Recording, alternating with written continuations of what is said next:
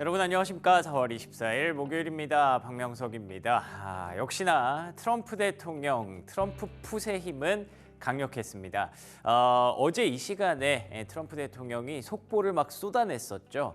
오늘 중국이랑 얘기 잘 되고 있다. 그리고 파월 뭐 자를 생각 없다. 잘 지낼 거다. 이런 얘기들이 나오면서 시장의 기대치를 강력하게 좀 만들어 놨었는데 그 흐름을 그대로 본장에서 이어받아서 역시나 기대했던 대로의 흐름들이 펼쳐졌습니다. 그런데다가 테슬라 실적 발표 이후에 숫자에 좀 실망한 부분들은 있었습니다만 그래도 도지를 조금은 내려놓고 다시 테슬라로 돌아오겠다는 머스크 CEO의 어떤 발언들까지 겹치면서 테슬라를 위시한 M7 종목들의 강세가 돋보이는 흐름이었는데요. 근데 조금 아쉽게도 장 막판으로 갈수록 계속 상승폭을 좀 반납하는 모습들이 있었습니다. 어떤 부분이 시장의 앞길을 좀 가로막고 있는 것일까요? 브리핑 뉴욕을 통해서 한번 정리해 보도록 하겠습니다. 자, 3대 지수 마감 상황입니다. 사실 어제 기대했던 것보다 조금 약해요. 왜 그러냐면 나스닥 지수는 2.5% 정도면 어제랑 비슷한 정도의 반등이라고 볼 수가 있을 텐데 다우 지수가 1%밖에 오르지 못했습니다. 뿐만 아니라 S&P 500 지수 역시 1.6% 상승에 그쳤다는 점에서 어제는 3대 지수가 모두 2.5, 2.5, 2.5 정도 됐었거든요. 근데 이 부분은 뭔가 조금 아쉬운 부분이 있었나 생각을 하게 만드는 대목이기는 하죠. 뭐 이틀 연속 사실 2.5% 나스닥이 올라갔다는 것만으로도 박수 쳐줄 일이긴 한데 사람이 참 간사한 게 이렇게 또 가면은 조금 아쉬운 걸 또 얘기하게 되네요. 어쨌든 앞서 말씀드린 것처럼 테슬라의 강세 돋보였고요. 엔비디아 3.8% 상승, 그리고 보잉의 실적이 괜찮았습니다. 6% 넘게 급등을 하면서 모두 전반적으로 강세장의 흐름을 만들어냈는데 제가 자꾸 아쉽다고 얘기를 하는 게 장중에 지수가 뭐 한 3-4%까지 올라가는 흐름도 있었거든요. 왜 그걸 반납을 하게 됐는지 첫 번째 체크 포인트부터 한번 확인해 보도록 하겠습니다. 자, 3인방입니다. 원래는 빌런 3인방이라고 생각을 했는데 오늘은 슈퍼히어로 3인방이 되었죠.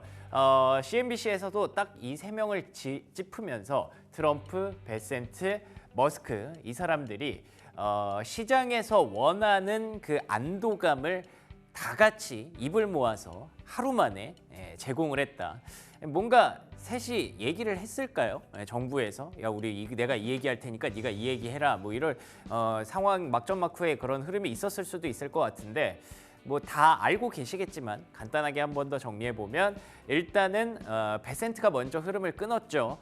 우리 중국이랑 대화 잘 되고 있다. 그런 얘기를 먼저 했었고 그리고 그걸 트럼프가 받아서 중국과의 관세가 낮아질 거야. 물론 0%는 아니겠지만 그런데다가 파월 의장과 잘 지내볼 거야. 잘 지내볼 거야까지는 조금 제가 너무 갔네요. 그러니까 해고하지는 않을 거야. 뭐 이 정도의 발언이 있었고 그리고 일론 머스크 나 이제 도지 조금씩 정리하고 다음 달부터는 일주일에 한두 번만 나갈 거야.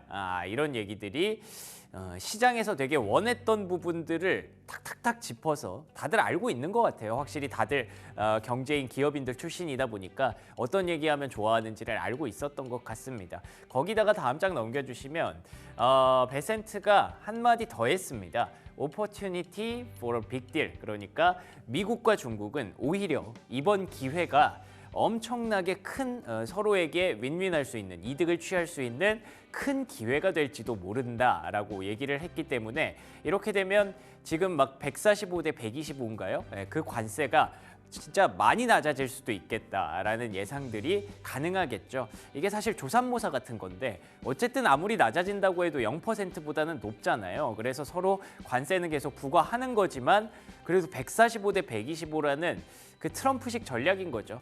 세 자릿수를 때렸다가 이 두 자릿수로 내려주면 와 되게 세상이 좋아진 것 같아 이런 느낌이 들잖아요. 그 부분들을 계속 강조를 하고 있는 것 같고요. 에릭 야든이라는 사람은 최근에 트럼프의 정책 때문에 굉장히 좀 부담을 느꼈던 그런 사람이었습니다. 근데 보시는 것처럼 윈윈할 수 있는 기회가 될지도 모른다. 이게 다 아까 말씀드린 그런 얘기인 거죠. 그러니까 다 같이 높여놨다가 다 같이 줄여주면 세상이 되게 예뻐진 것처럼 느껴지는 그런 효과를 낼 수 있기 때문에 결국엔 오늘만큼은 빌런보다는 히어로였다라고 보는 게 맞을 것 같고요. 다음 장 넘겨주시면 연준에서도 굴수비 총재가 이제는 테크 드리븐, 기술주가 드라이브하는 그런 미국 경제를 보게 될 것이다라고 얘기를 합니다. 물론 종목, 지수, 그러니까 주가가 M7 주가가 막 올라갈 겁니다라고 표현한 건 아니고요. 아무래도 지금 미국 경기가 조금은 후퇴할 가능성이 있잖아요. 그러니까 침체까지는 아직 모르겠지만 조금 경기 둔화가 온다면 그러면 또다시 이제 생산성에 대한 니즈가 생겨날 거다 이런 얘기를 하더라고요. 결국 관세 전쟁 그리고 미국으로 제조업을 끌어오려는 그런 트럼프 대통령의 노력 이런 것들이 어떻게 보면 자동화에 대한 믿음에서 오는 거잖아요. 그 자기의 신복인 머스크가 뭐 이제 로봇도 만들 거고 그다음에 AI도 계속 미국이 앞서 나가고 있고 이런 것들을 결합하면 미국으로 제조업을 넣더라도 우리는 해낼 수 있다는 그런 자신감이 있다. 아무리 노동력이 비싼 미국이라도 그 다 로봇으로 대체하면 된다. 자동화로 할 수 있다라고 보는 거잖아요. 그렇기 때문에 결국 장기적인 관점에서 미국 경제를 이끌어갈 건 테크주다라는 얘기를 다시 한번 굴수비 총재가 확인시켜 준 거죠. 사실 우리 모두 알고 있는 내용인데 최근에 주가가 안 가니까 조금 그 신뢰를 잃지 않았습니까? 그렇지만 그 신뢰를 다시 한번 회복할 때가 됐다라고 보는 관점이었습니다. 근데 여기까지는 일단 희망편이고 근데 여전히 우리가 생각해 봐야 될 문제들이 아직 남아 있습니다. 시진핑 주석 갑자기 달라진 트럼프 대통령이 막 반갑지만은 않았을 거예요.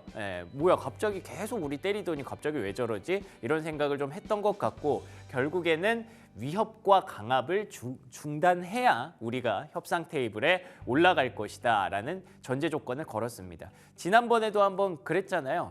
뭔가 그 존중을 좀 보여달라. 그러니까 되게 시진핑 주석도 그러니까 되게 둥글둥글하게 주관적인 표현 많이 써요. 존중을 어떻게 보여야 되는지 위협과 강압을 어떻게 중단해야 되는지 알 수는 없지만 지기 싫다라는 얘기를 계속 하고 있는 것 같아서 어쩌면 뭐 쉽게 봉합되지는 않겠다라는 생각도 할 수 있는 거고요. 다음 장 넘겨주시면요. 오늘 연준의 베이지북도 나왔는데요. 베이지북에서 이미 기업들이 소비자들에게 관세 전가를 시작하고 있다라는 얘기입니다. 관세가 결국 부과가 되면 기업들의 부담이 커질 수밖에 없고 비용으로 그걸 책정할 수밖에 없는데 그거를 소비자들에게 전가하는 방법 결국에는 가격을 올리면 됩니다. 그럼 그 가격을 올리면 물가가 상승하겠죠. 그래서 시장에서 제일 두려워하는 거 특히 연준이 금리 인하를 절대 할 수 없다 지금 당장은 이렇게 계속 못을 박는 이유가 이 물가 때문이잖아요. 그 물가가 왜 지금 불안하다는 건지를 좀 설명해 줬던 그런 베이지북이었다고 보시면 될 것 같습니다. 그러니까 본인들의 금리 인하가 지금 당장 할 수 없다. 금리 동결에 대한 어떤 당위성을 설파하기 위한 그런 내용이었던 것 같고요. 틀린 말은 전혀 아니니까 우리가 좀 짚고 넘어가야 될 문제이기는 하겠죠. 다음 장 넘겨주시면요.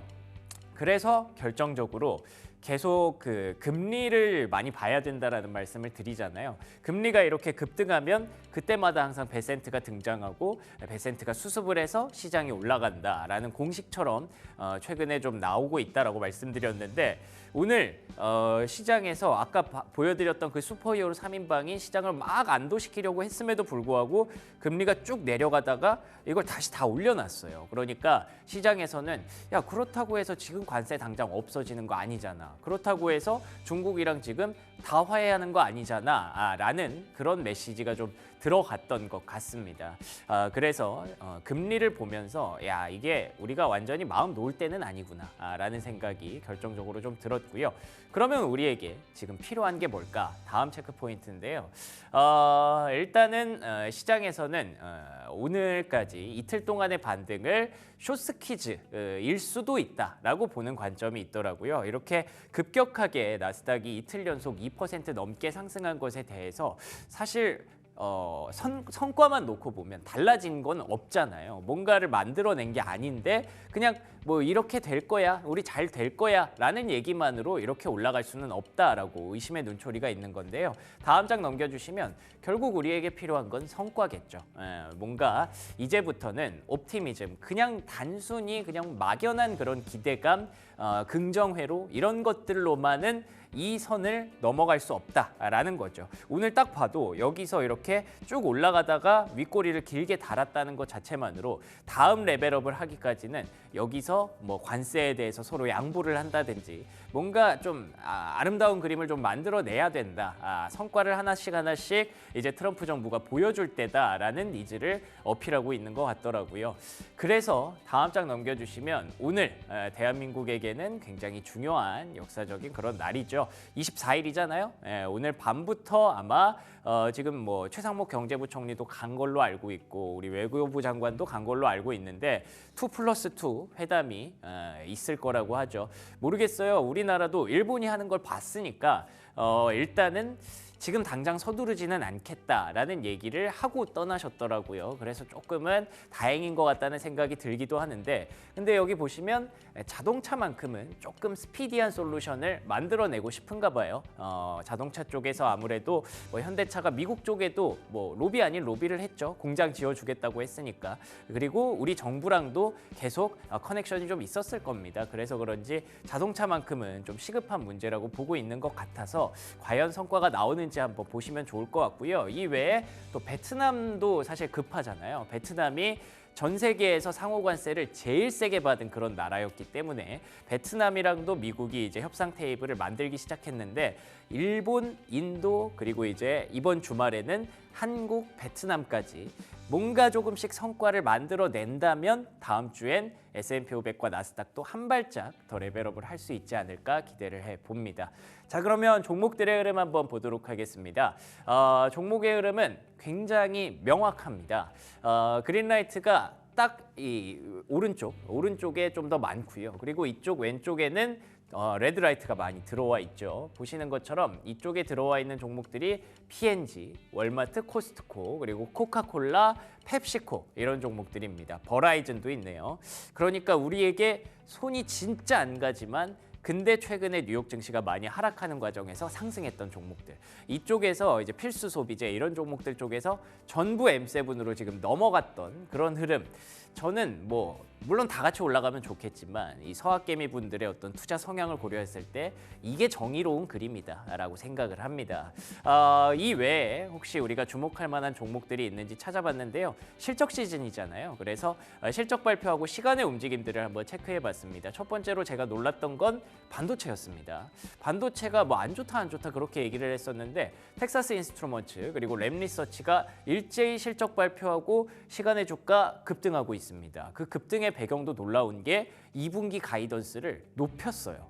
우리가 계속 걱정했던 게 실적 시즌에는 가이던스 계속 깎을 것이다 혹은 제시하지도 못할 것이다 라는 여론들이 굉장히 지배적이었는데 반도체만큼은 이제 좀 바닥 짚고 돌아가려나 라는 그런 기대감이 있는 것 같더라고요. 주가 많이 내려와 있죠. 이제부터는 반도체는 사이클이 조금 다시 돌 수도 있겠다라는 자신감을 심어줬던 이 두 기업의 실적 발표였고요.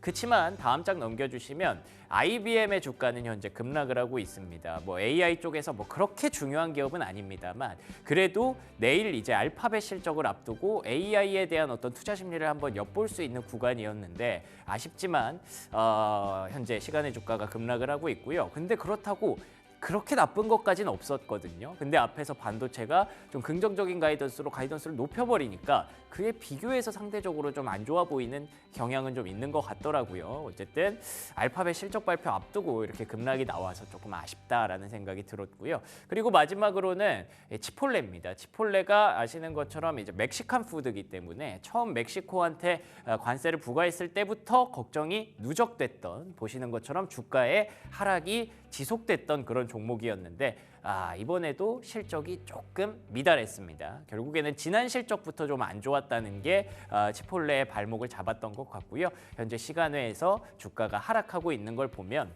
반도체 빼고는 오늘 본장에서의 분위기와는 조금 사뭇 다른 시간의 실적과 주가의 흐름들이 연출이 되고 있다. 체크해 보시면 좋겠네요. 여기까지 브리핑 뉴욕이었고요. 프리미엄 미국 주식 이어갑니다.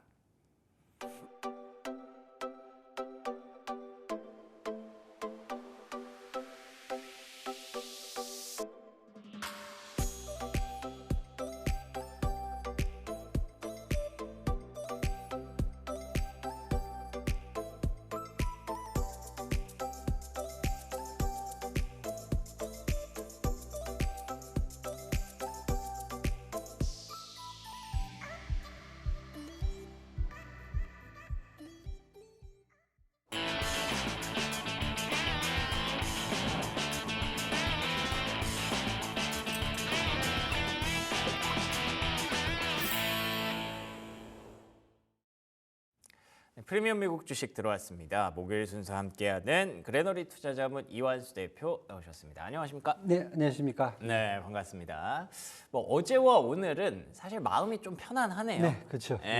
그게 뭐 종목 맵의 색깔을 봐도 눈이 편해지는 그런 녹색이 많이 들어와 있는 그런 상황이고 트럼프 대통령과 베센트 장관 그리고 일론 머스크 CEO까지 삼박자가 아주 잘 맞아 떨어졌던 것 같습니다. 어떻게 보셨습니까? 네, 일단은 뭐 대중국 관세 공포가 일단은 하락을 했고요. 그다음에 연준의 독립성 훼손 우려도 완화가 됐다. 그니까요. 그래서 사실 뭐 저희들이 월요일, 화요일에도 그랬고 뭐 지난주에도 그랬고 뭐 전반적으로 미국 시장을 지금 압박하고 있는 게 결국 관세하고 특히 이제 중국과의 관세, 그다음에 연준에 대한 우려감, 매크로 지표에 대한 우려감 이 두 가지를 계속 말씀드렸는데 네. 그 부분이 조금만 이렇게 건드려져도 시장이 이렇게 강하게 올라올 수 있다는 것을 이제 볼 수 있는 것 같았고요. 어제는 뭐 채권 수익률도 안정이 됐고요. 미달러도 상승으로 전환됐고, 그다음에 비트코인 가격도 93,000달러까지 올라왔고, 맞습니다. 죄송합니다. 금 가격도 한 3,294달러로 좀 많이 하락 안정화되는 모습까지 보여줬어요. 그래서 이 정도면 그래도 조금 이제 약간 마음은 놓아도 되지 않겠는가, 네, 이런 생각이 들고요. 트럼프 대통령이 얘기한 게 중국과 공정한 합의를 만들 것이다. 그래서 뭐 언론에서는 한 대중 관세율을 한 50%로 인하하지 않겠는가, 이렇게 얘기했고요. 베센트 재무장관은 중국과 빅딜 기회가 있다. 하지만 일방적인 인하 가능성은 일축을 해버렸어요. 그러니까 협상은 하겠다는 거죠. 그렇죠. 지금 뭐 저희들이 계속 말씀드리는 게 양국 간에 치킨 게임을 하고 있는데 어떻게 보면 지금 미국이 먼저 핸들을 약간 트는 그런 모습을 보이는 거거든요. 그런데 이렇게 됐을 경우는 사실 미국이 치킨이 될 수가 있기 때문에 베센트 장관 입장에서는 협상을 할 거지 우리가 일방적으로 우리가 내리는 건 아니다. 우리의 잘못을 뭐 인정하는 이런 것은 아니다라고 지금 얘기를 하고 있어요. 그래서 조금 더 좀 지켜봐야 될 것 같고요. 다른 것보다 저는 이제 계속 말씀드리는 게 S&P라든지 나스닥 차트 보시면은 뭐 사실 거의 1년 동안 상승폭을 다 반납한 거였거든요. 그래서 폭락 전에 S&P랑 5,500, 그다음에 나스닥은 18,000선까지는 일단은 좀 이 정도 변수라고 부르면 한번 저희가 회복을 기대해도 괜찮지 않을까, 이렇게 지금 보여지고 있습니다. 알겠습니다. 결국에는 우리가 확인할 수 있었던 건 트럼프 대통령 그리고 뭐 베센트 재무장관도 포함해서 트럼프 내각이 뭔가 마음을 조금만 바꿔준다면 그러면 시장이 이렇게 강하게 반등할 수도 있다라는 건데, 반대로 생각해 보면 지금 계속 저희 속보가 들어오고 있잖아요. 속보 얘기가 나오는 것처럼 뭔가 한마디 한마디의 시장은 또 요동을 칠 수 있다라는 점에서 이 얘기들을 한번 들어보도록 하겠습니다. 지금 먼저 속보가 계속 들어오고 있는데, 첫 번째로는 대중국 관세율에 대해서 2, 3주 안에 조정을 할 것이다라고 얘기를 한 거 보면 거기에다가 덧붙여서 매일 지금 중국이랑 협상을 하고 있다라는 얘기가 들어오고 있거든요. 이 내용을 밀어봤을 때 2, 3주 내에 중국과의 어떤 빅딜 가능할까요? 저는 조금 급하지 않을까. 한 달 정도는 뭐 해봤자 좀 더 봐야 되는군요. 좀 더 봐야 되는 게 맞을 것 같고요. 왜냐하면 사실 양국이 지금 다른 것보다 지난주에 이제 중국이 이제 결국 히토리오에 손을 댔단 말이에요. 그렇죠. 그러다 보니까 미국 입장에서는 지금 보시면은 로보틱스, 그 다음에 뭐 특히 일론 머스크의 로보틱스라든지 전기차, 여기다가 아이폰 같은 이제 뭐 가전 제품까지, 그다음에 반도체까지 사실 타격이 지금 다 들어갔거든요. 그리고 중국 입장에서도 물론 이제 뭐 H20이라든지 A200 같은 엔비디아의 저가 상향 AI 칩을 뭐 6개월치 재고를 지금 써놨다는 소문이 있어요. 지금요. 이미 중국에서 미리 사재기를 해갖고. 하지만은 그래도 지금 양국 간에서 반도체, 뭐 중국의 약점은 지금 반도체인 것 같고요. 그다음에 미국의 약점은 겨우 히토리인 것 같아요. 근데 이 부분들을 사실 이제 지금 서로 간에 지금 보복으로 지금 시작을 한 게 지금 한 달도 아직 안 됐거든요. 그래서 저는 지금 미국이 조금 더 지금 다급해지긴 했어요. 왜냐하면 전반적인 인플레이션 우려에 대한 것들이 중국 관세를 매김으로써 나올 수 있는 게 사실 더 커졌거든요. 그래서 그렇다고 보면 중국은 약간 그래도 상대적으로 조금 약간 핸들을 뭐 굳이 바로 꺾어야 될 필요가 있을까? 왜냐하면 아직까지 충돌하기에는 조금 더 거리가 더 있어 보이는 것 같아요. 그렇다고 보면 저는 중국이 조금 더 아마 시간을 좀 갖고 얘기를 좀 하지 않을까 생각을 해갖고요. 분명히 협상 테이블에는 저는 히토리오하고 반도체가 먼저 얘기가 나올 거다.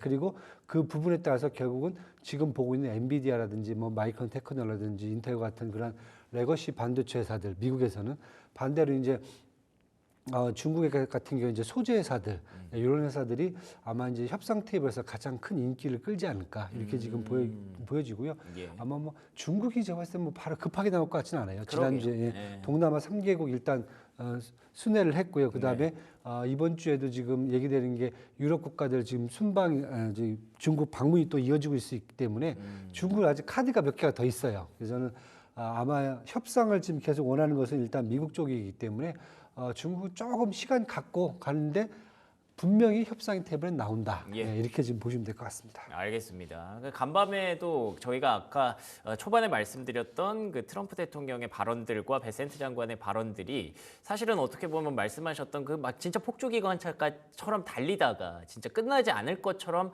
서로 강대강으로 가다가 우리 협상 중이야, 뭐 조금 관세 내려갈 거야 이런 얘기를 보였던 건 어떻게 보면 중국 입장에서는 뭐 서로 얘기가 돼 있는 걸 수도 있겠지만 이거 미국이 살짝 조금 져주네 이렇게 생각할 수도 있거든요. 그래서 그런지 말씀하셨던 대로 중국은 조금 더 좀 길게 보려는 것 같아요. 그래서 간밤에 나왔던 얘기가 시진핑 주석이 또 그런 얘기를 하더라고요.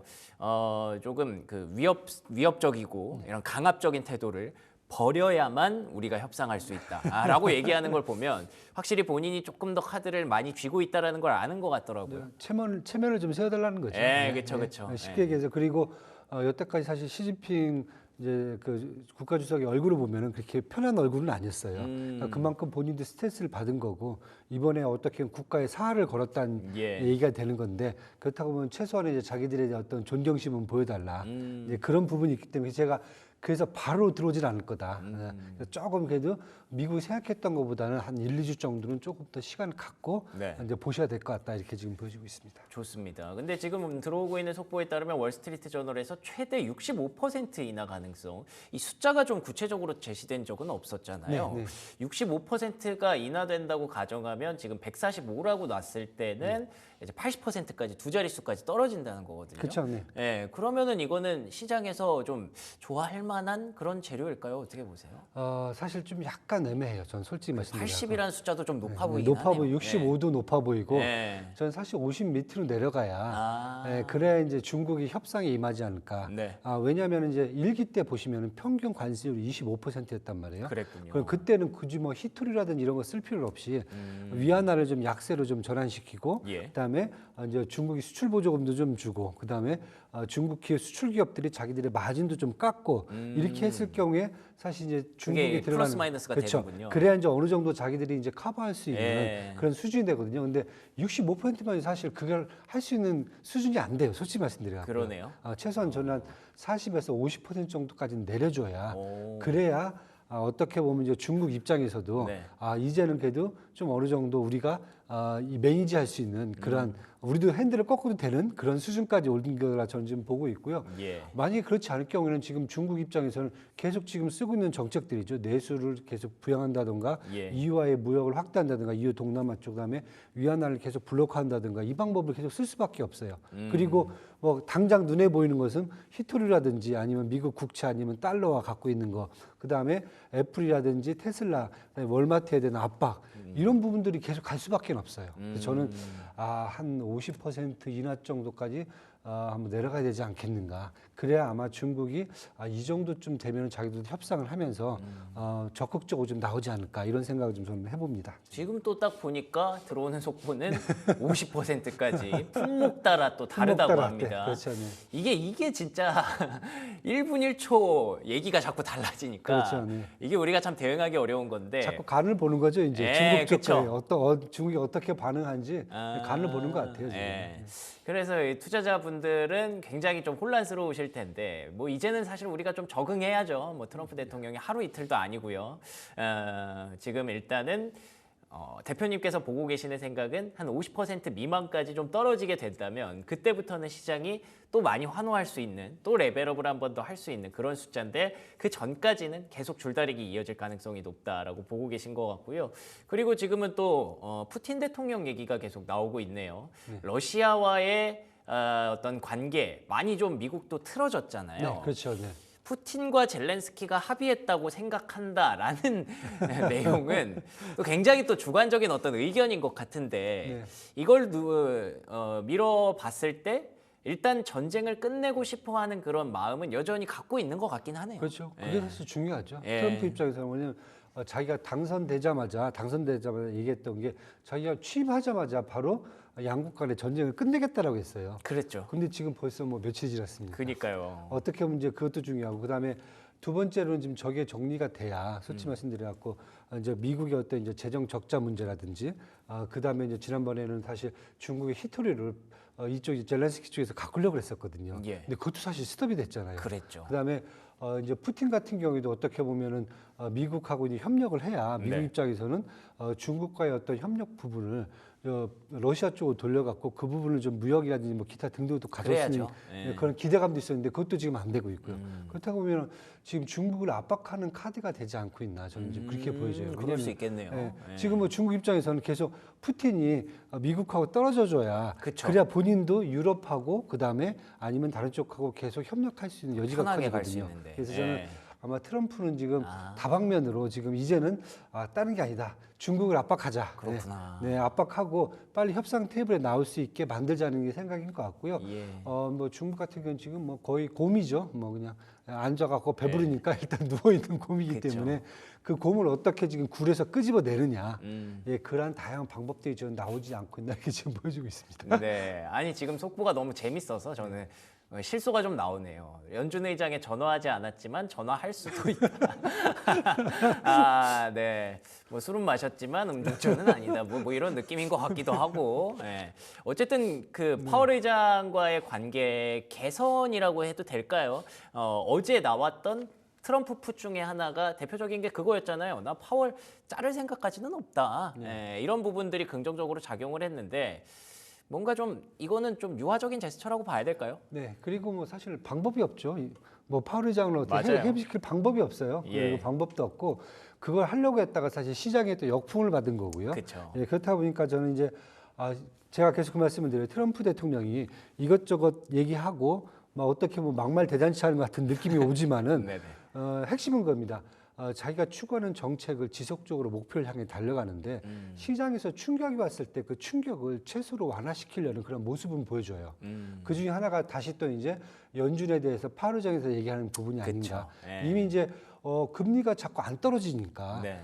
사실 트럼프 입장에서 너무 지금 답답한 거죠. 뭐 재정 적자 문제도 있고 국채 발행을 또 해야 되는데 자기는 못할 것 같고 그다음에 재정 부분에서 지금 계속 잘못하면 국채 그 금리 이제 쿠폰 수익 주는 거에다가 이자 주는 거 지급에다가 돈을 다 쓸 수도 있고요. 그렇죠. 그러니까 지금 이렇게 되다 보면은 본인 입장에서 사실 자기가 추구하는 정책들이 다 하나도 안 맞아 떨어질 수가 있거든요. 근데 그것을 자꾸 연준을 압박하는 거고요. 그다음에 제가 이제 계속 말씀드리지만은 트럼프 대통령이 이제 임명하신 그 두 분이 있어요. 이제 월러 이사하고 그다음에 한 분이 보우먼인가? 네, 보우먼, 예, 네. 보우먼하고 월러 이사인데 두 분이 이제 제가 이제 계속 말씀드린 내년에 한 2026년 5월달 이제 파월 의장이 이제 퇴임하게 되면은 네. 아마 두 분 중에 한 분이 저는 의장이 될 것 같아요. 예, 그래서 그 두 분한테 계속 메시지를 주는 것 같아요. 이거 뭐 하냐, 빨리. 방향성을 좀 잡아주는 거죠. 네. 너희들에도 좀 어떻게 해달라. 계속 그런 압박으로 저는 보고 있기 때문에 계속 말씀드렸어요. 해임 못한다. 그 시장이 또 해임한다고 보지도 않고. 그렇죠. 네, 그래서 그렇게 한번 여러분들이 판단해 주시면 좋을 걸로 지금 보여주고 있습니다. 알겠습니다.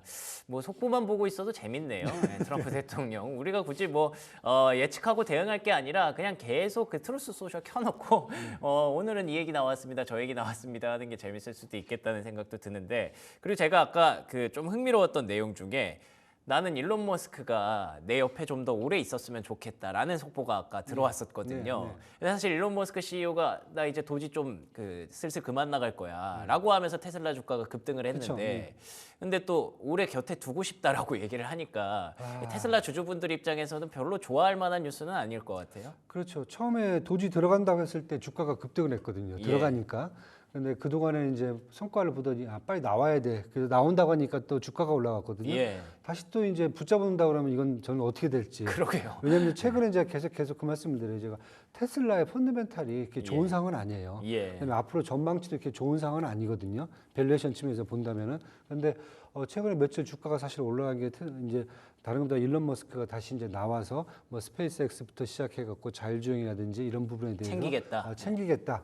이런 것에 대한 기대감이 사실 지금 또 반영되기 시작했는데 그렇게 됐을 경우에는 이걸 다시 또 어떻게 해석을 해야 될지. 그러면 결국 또 우리가 할 수 있는 거는 숫자를 보는 것밖에 방법이 그쵸. 없지 않을까요? 맞습니다. 예. 그리고 이제 다행히 좀 중국과의 어떤 협상의 여지가 있다고 했을 경우에 지금 테슬라의 지금 그러네요. 이미 이제 뭐 실적 발표 나왔잖아요. 전년 대비해서 이제 전년 1분기 대비해서 매출이 한 13%가 감소를 했잖아요. 그리고 올해 같은 경우에는 사실 가이던스는 2025년도 가이던스는 매출이 2024년도 비해서 한 12% 정도 증가한다는 것으로 지금 하향 조정한 게 그만큼이에요 지금요. 아, 그렇군요. 예, 그런데 뭐 1분기부터 지금 마이너스 13% 지금 매출 하락이 나왔다라고 하면은 네. 어떻게 보면 지금 이 상황에서 중국이 어느 정도 변수가 어느 정도 나올 수 있을지. 왜냐하면 전체 지금 생산량, 인도량의 40%가 사실 중국에서 생산되고 중국에서 판매가 되고 있거든요. 테슬라 네. 같은 경우. 그래서 그 부분 감안한다면은 중국 쪽에서 조금 더 이제 모멘텀을 잡을 수 있는 기회는 다시 또 생기긴 했지만은 다시 들어가면은 저는 이건 좀 아닐 것 같아요. 솔직히 그러게요. 말씀드려서. 예. 좀 투자가들이 좀 불안해하지 않을까. 예. 그렇게 보여집니다. 테슬라 주가를 판단하는 그 변수들이 솔직히 좀 너무 많아졌습니다. 그냥 실적만 보고 할 수 있는 것도 아니고 지금 얘기가 계속 나오는 대로 도지에서 언제 나오느냐, 얼마나 도지에 또 시간을 할애하느냐 이런 것들도 봐야 되고 그런데다가 중국과의 관세 문제도 봐야 되고 그리고 또 지금 내려간 이미지 문제도 봐야 되고 이렇게 좀 머리가 아프기 때문에 테슬라에 대해서는 당분간 뭐 좀 지켜보는 걸로 하시죠. 예, 최근에는 너무 이슈에 따라 급등락이 좀 심한 것 같네요. 그리고 이 그 지수가 조금 더 레벨업을 하려면 사실 금리도 좀 안정이 됐고 지수도 좀 올라가긴 했는데 간밤에 보니까 금리 안정됐던 거 다 올려놨고 그리고 지수도 상승폭을 많이 반납했더라고요. 네. 뭔가 성과가 좀 필요할 것 같은데 그쵸. 오늘 이제 한미 간에 협상이 좀 있지 않겠습니까? 네. 거기서 어떤 성과가 좀 도출이 될까요? 어떻게 보세요? 저는 사실 좀 급하게 서두르지 않는 게 성과다. 우리나라 입장에서. 우리나라 입장에서는 예. 뭐 2+2 통상 협의가 시작이 됐는데 이미 EU하고 일본이 지금 하고 있어요. 근데 일본이 저렇게 또 크게 반발한 건 저도 처음 봐요. 저도요. 네, 그래서 이런 걸 좀 감안하셔야 될 것 같고 잘못하다가는 중국하고 EU를 끌어들이려고 하는 그러한 미국의 어떤 전략에 예. 어떤 가시적 성과로 이용될 수 있는 상황이라고 좀 보여지고요. 그다음에 뭐 국내에서 얘기하는 것은 좀 다른 것보다 알래스카 LNG라든지 아니면은 조선 같은 부분에 대해서 뭐 패키지 딜로 갈 거다 얘기를 하고 그쵸. 있는데 제가 봤을 때는 그게 지금 좋은 상황은 아닌 것 같아요. 왜냐하면은 솔직히 말씀드릴게요. 지금 대미 투자를 주요국들은 다들 지금 다 제한을 해버렸어요. 일본이 지금 뭐 도요타가 간다는 얘기도 없고 독일도 없고 중국도 없어요. 예. 지금 간 데는 TSMC하고 현대차밖에 없어요.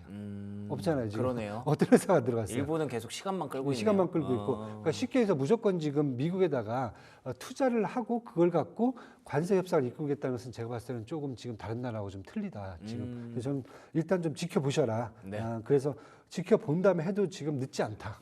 그리고 저희들은 품목별 관세가 더 중요하기 때문에 그쪽을 좀 더 저희가 관심을 쏟는 게 중요하지 않을까 그렇게 지금 보여지고 있습니다. 알겠습니다. 우리나라 입장에서는 시간 끌기가 필요한데 미국 입장에서는 빠른 성과가 필요해서 이 안에서 줄다리기 어떻게 나오는지 오늘 잘 지켜보시면 좋을 것 같습니다. 지금까지 이완수 대표와 얘기 나눠봤습니다. 오늘도 좋은 말씀 고맙습니다. 네, 감사합니다.